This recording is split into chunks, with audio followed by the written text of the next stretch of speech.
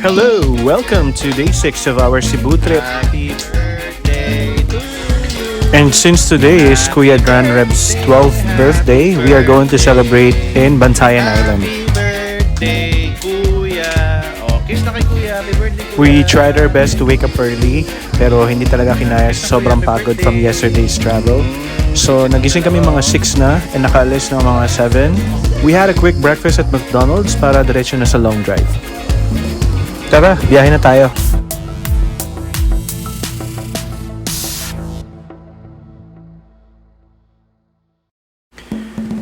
It's a 3 to 4 hours drive from Cebu City to Hagnaya Port in San Remigio. This is where you'll take a boat going to Bantayan Island. If you're going on commute, you can take the Ceres bus going to Hagnaya from the SM City Terminal. And if you're bringing your car like we did, may mga options for parking ng overnight. They charge 150 pesos per day. Malapit mismo sa Hagnaya Port yung mga parking areas. Ito yung sasakyan namin. It's a super shuttle ferry and the fare is 230 pesos per head.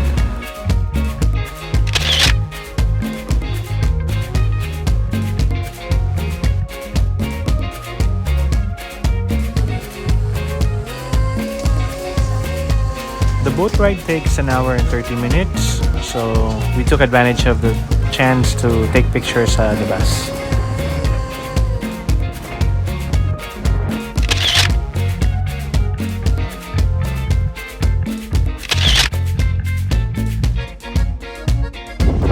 Happy birthday, sabi mo. Happy birthday. Very good.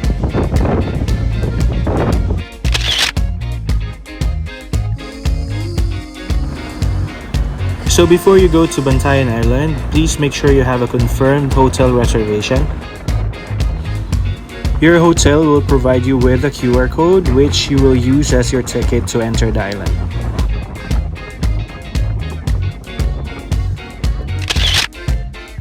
By the way, you are watching our week-long Cebu trip. If you haven't seen the previous days, I'll link the playlist above.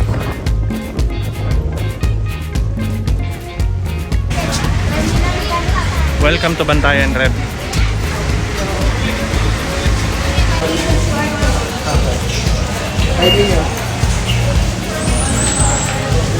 Okay, kailangan ng QR code bago makapasok ng Bantayan Island. They will also ask for your vaccination card and a valid ID. Then there's a 30 pesos ecological fee per head. Paglabas ng port, marami ng tricycle nag-aabang na you can rent to bring you to your hotel. We booked an overnight stay at Bantayan Huts. Sobrang lapit lang niya sa port.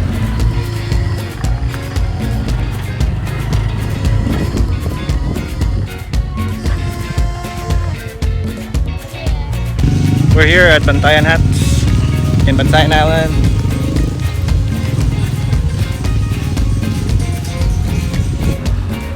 Dalawang rooms yung binook namin kasi they have a maximum occupancy of 4 per room. And then ang ganda ng resort kasi beachfront na siya. Okay, so this is our room. May two, I think this is double beds. Tapos may TV naman and then AC room na siya. 2 queen size. 2 queen size bed pala. Malapit lang siya sa bar area at saka sa beachfront. Toilet is okay, may sink. Yun, may bidet yung toilet nila and then shower. Hot and cold. May mirror pa dito.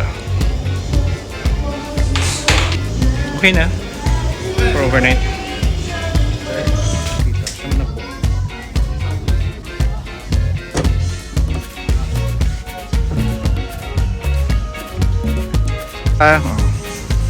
Welcome to Bantayan. Bantayan. Alright. Kami sa beach. Yay!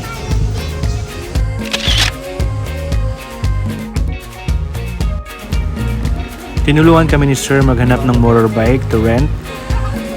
It's a long weekend so for sure mahirap maghanap ngayon. Buti lang may kakilala siya. Naka-rent kami ng 2 bikes. We rented it 350 pesos each for 24 hours. And ito na yung beachfront. It's so nice. Malapit lang pala siya sa Santa Fe Port.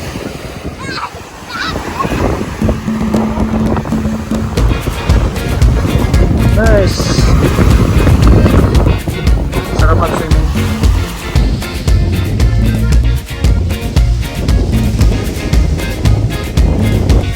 Swimming ka na? Bantayan. Again, ulit. Tayo ngayon sa beach, Bantayan. Very good. Maganda ba sa Bantayan?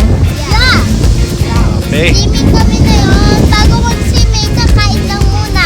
Very good. Kakain muna ng lunch, no? Sige, tara.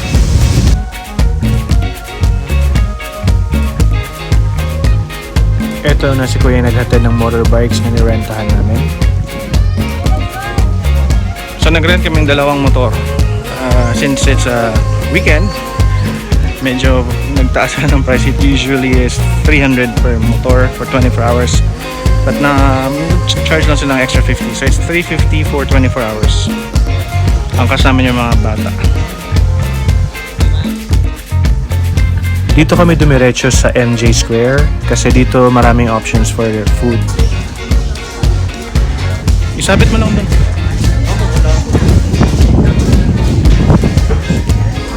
So we are looking for a place to eat late lunch kasi mag-alas 3 na. Actually 3:30 na. Wala pa kaming lunch. So dito na lang kami. We decided to eat unlimited pasta all you can for 185 pesos. Kasama na yung unlimited iced tea. Naubos na yung isa. Next is carbonara. Seafood marinara. Ka na lang. Wow, ubos na yung bolognese. Lasubo na lang, Bio. Ubos na ba? Ka na? This is pasta marinara. May seafood naman talaga. May scallops and tawag dito, octopus. Yan eh. And pang pinali natin is yung carbonara nila na in fairness naman sobrang creamy at masarap. Medyo mabagal lang yung serving time nila pero worth the wait naman. Sobrang nag-enjoy kami dun sa unlimited pasta. Although medyo matagal sila mag-serve pero for 185 pesos, sulit yung sinuserve nilang mga pasta dish. We're going to Kota Beach. Welcome to Kota Beach. If you're familiar with the movie Camp Sawi, nila Sam Milby, Bella Padilla, and Andy Eigenman, dito yun na-shoot. Dito sila sa resort na to nagstay, sa Kota Beach. This is the most popular beach in Bantayan Island, dito sa Santa Fe. Aside from its pristine white sand, meron din siyang napakagandang sandbar.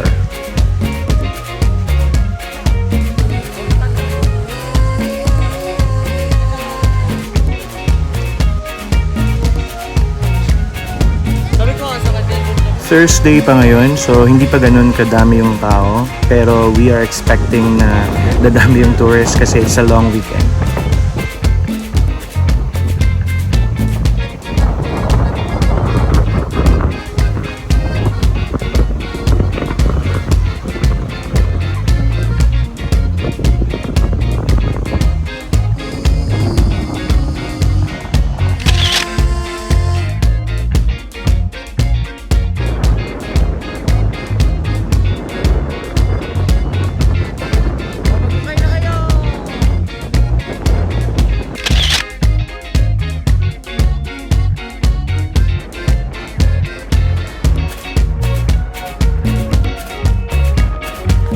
It's very common to see expats here in Bantayan Island. Marami kasi mga foreigners are choosing to retire here. Malengke muna tayo ng mga pang-ihaw-ihaw natin mamayang gabi. Kasi busog pa kami sa late lunch. So, ihaw-ihaw na lang siguro kami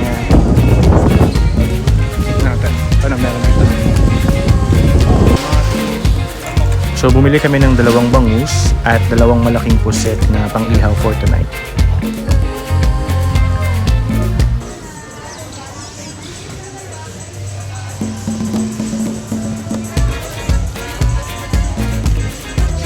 Bumili na rin kami ng uling, of course, pangihaw, then mineral water, tsaka yung inuming alak mamayang gabi.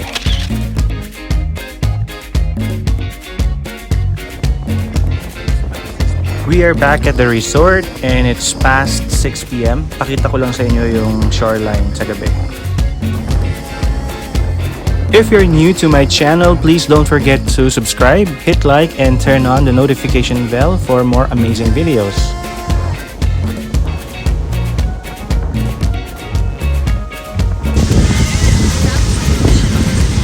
Enjoy na enjoy yung mga bata mag-swimming sa gabi, oh. Lakas ng hangin pero cool na cool yung dagat.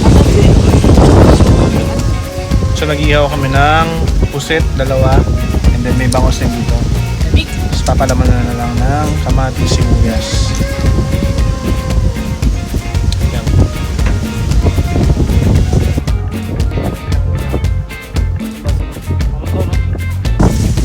It's time to grill the fish and the squid. Dahil malakas yung hangin, hindi na namin kinailangang paypayan yung inihaw.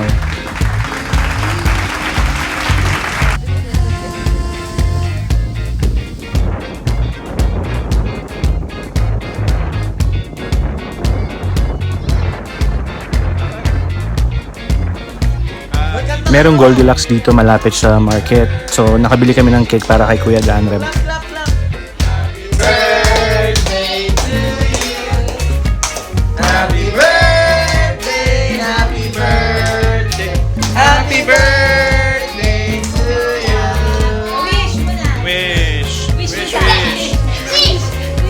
Kuya, blow na. Ang kanya. Kumakain kami noodles. Noodles? Dito pa kami sa beach. Yung pusit, inubos nyo na, no? Yes. Sarap, no? Beach Bantayan. Pati fish. Beach Bantayan. Yes, saan? May malungkot na aso. Ayun sila, oh. After namin kumain, we decided to continue drinking here sa bar area ng resort. Meron ditong karaoke and it's free use for all guests.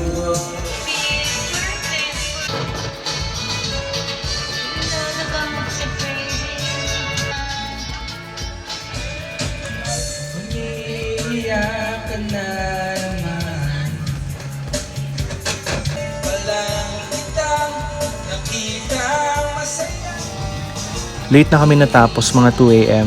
So that's how we ended our day 6 of our Cebu trip here in Bantayan Island. I'll see you all tomorrow and thank you for watching.